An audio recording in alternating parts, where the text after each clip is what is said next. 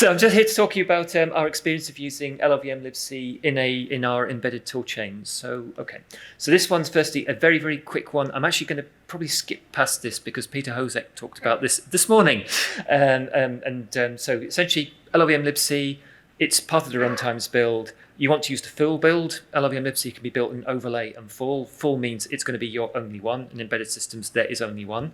And then there's a bare metal config, which sort of tells llvm-libc to use various different function implementations, does some configuration.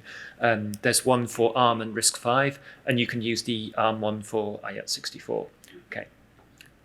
Right. So what's available today in llvm-libc? So that's basically the header files that you've got there. Now, whilst not being complete, it's generally fine for most embedded systems that tend to make fairly low use of the C library, often things like string.h, memcopy, that type of thing. And another subset of ones use math library functions intensively, and there is a fairly complete implementation of math library. The biggest restriction, I think, is there's no file star. So whilst you can get printf working, then not the sort of fopen, fwrite, that type of thing. And there's, as far as I understand, no floating point printf in the bare metal build as well. Okay. So what's this talk about? We have an overlay package that we've implemented for llvm-libc, because one of the hardest things for llvm-libc right now on embedded systems is actually getting a tool chain with it there that you can actually use. So there's one last slide will be on pigweed, and again, Peter Hosek talked about that this morning for how you can get access to that via the pigweed SDK.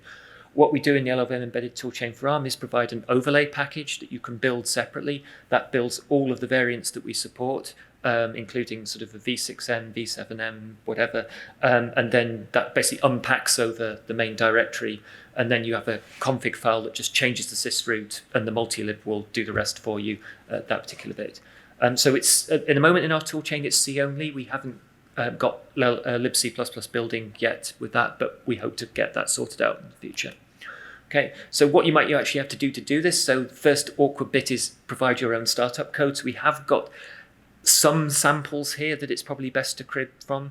If you're using a very, very simple microcontroller, you can generally get away with very little. There's a little bit there that sort of shows that you just need to essentially set yourself up a stack pointer, do any copying you need to do for I guess for microcontrollers. You often need to copy your read-write data up to the right place at that particular point. You also need to deal with semi-hosting if you're on an ARM system. So for that, you need to implement some of the std.io read, std.io write, and all that these will essentially do is forward onto semi-hosting calls. If you're using malloc or the heap, you need to provide, well, basically a chunk of memory in your linker script that you can then delimit with the n symbol and the llvm-libc heap limit. And if you're using anything from math.h, you need to provide a function that can get erno, because when you do the bare metal build, erno is not provided for you by the library. Okay, so this is a very, very simple, well, as I say, proof of concept that I'm not going to execute to show what you can actually do. But yeah, that's an example. That's probably the best, easiest way if you want to run this on QEMU. In the embedded toolchain, there is a doc which shows how to use the overlay package, but the sample is probably the best thing that you can actually do. Okay, so be remiss of me not to mention pigweed. So there is a toolchain provided by Google that can be used on the Raspberry Pi Pico, and this is probably, if you want to play with pigweed as a whole and get a full example, that's probably the easiest way to go. The LLVM Embedded Toolchain for ARM is probably, if you want to do something outside of Pico, it's probably easier from that. Okay. Finally, a load of references that you won't be able to read from there, but if you want to pick up the slide later, then you can go through and pick those later. So I will better stop now. Okay.